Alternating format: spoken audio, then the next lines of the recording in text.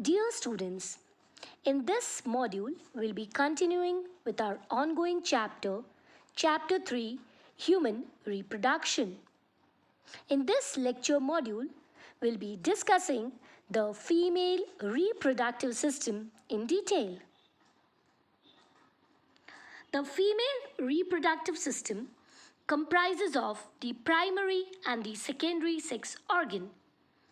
The primary sex organ are the ovaries. There is a pair of ovary which is present in the human female.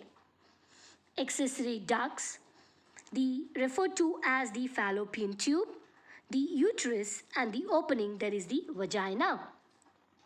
External genitalia comprises of the mons pubis, vestibule, hymen and clitoris. Talking about the primary sex organ, that is the ovary. Ovaries are the primary female sex organs and they produce the female gamete and steroid hormones, that is the estrogen and the progesterone.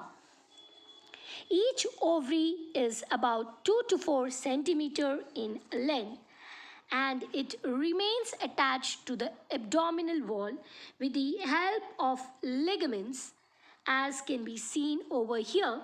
The ligaments which help in attaching the ovary to the abdominal wall is what is referred to as mesoovarium. So there is a pair of ovary which is present, one on the right side and the other on the left side.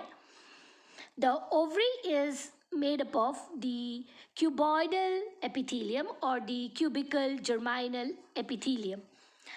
It consists of two component parts. The outer region is referred to as the cortex and inner to it is the medulla. The cortex contains large spherical ovarian follicles and a fully matured follicle is called as Graafian follicle. The ovary contains it is covered by thin epithelium which encloses the stroma. The outer layer is the cortex and the inner is the medulla. The ovary contains the group of cells which are called as ovarian or Graafian follicle. Each follicle contains a centrally placed ovum. As can be seen in the pictorial representation, this is the ovary which is held to the abdominal wall by the mesoovarium. The tube-like structures referred to as the fallopian tubes of the ovary duct. The inverted pear-shaped structure, that is the uterus. This is the endometrial lining which provides the nourishment to the growing fetus.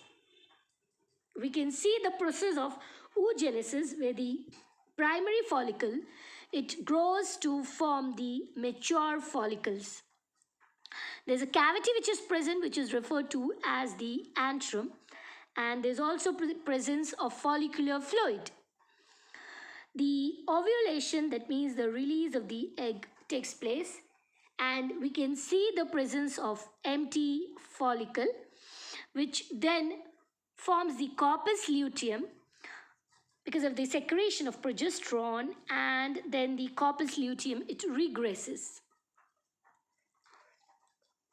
The accessory ducts include the oviduct.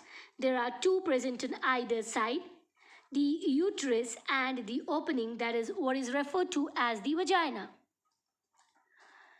The fallopian tubes, they were discovered by Italian anatomist Gabriele Fallopi, and these are also referred to as the oviducts or the uterine tubes. Each tube is 10 to 12 centimeter long. It has got three parts, that is the infundibulum, ampulla and the isthmus. So here a broad portion having like finger-like structures, the finger-like structures are referred to as fimbriae and the funnel-shaped structure is referred to as infundibulum. It has a wider part referred to as ampulla which then opens up into a narrow part which joins the uterus, that is the isthmus. It is this point, the junction, that is the ampulla-isthmus junction, where the process of fertilization takes place. when the egg and the sperm reach the junction simultaneously. The uterus or the womb is the organ in which the growing fetus is nourished till childbirth. It is situated above and behind the urinary bladder. It remains attached to the body wall by ligaments. It basically comprises of three parts, that is the corpus, which forms the body of the uterus. Then we have the neck portion, that is the cervix, and the cavity of the cervix, that is called as the cervical canal, which along with the vagina it forms the birth canal, through which the child is or fetus is parturated out. The body of uterus, it comprises of three layers, that is the endometrium, myometrium and the perimetrium. The endometrium, that is which is the innermost layer, it plays an important role in reproduction. Its secretion nourishes the blastocyst. Vagina. Uterus opens into an elastic muscular tube, that is the vagina.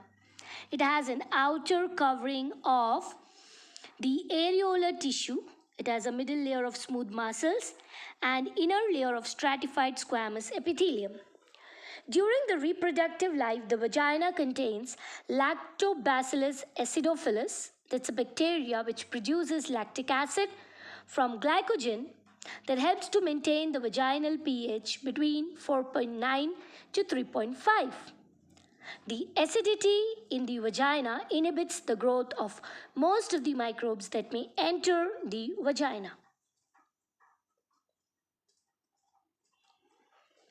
The vestibule, it comprises basically of the vagina, the mons pubis and the hymen. There are numerous glands homologous to the prostrate gland of male, which are present on the either side of the vaginal orifice, and they are referred to as Bartholian gland. This gland of female corresponds to corpus gland of male. The vestibule, a median channel, it includes labia majora and labia minora. Now, when we talk about the labia majora, vestibule opens to outside through vulva or urinogenital opening guarded by two large folds of skin referred to as labia majora. And minora, these are the two smaller folds of the skin between the labia majora containing numerous sebaceous glands. Whereas clitoris is a tiny finger-like structure. So we can see that this is the clitoris. It is a finger-like structure which lies at the upper junction of the two labia minora above the urethral opening. Hymen is the opening of the vagina which is often partially covered by a thin layer of mucous membrane called as hymen. It's stretching across the opening of the vagina. Hymen may also be broken by a sudden fall or jolt insertion of vaginal tampon. Hymen even persists in some women even after coitus. So it's not a reliable indicator of virginity. Clitoris is a highly sensitive organ lying just in front of the urethral opening. In this module, we had carried out a detailed discussion on the female reproductive organ comprising of the primary and the secondary sex organs. Hopefully, you must have garnered all the concepts thoroughly. Thank you.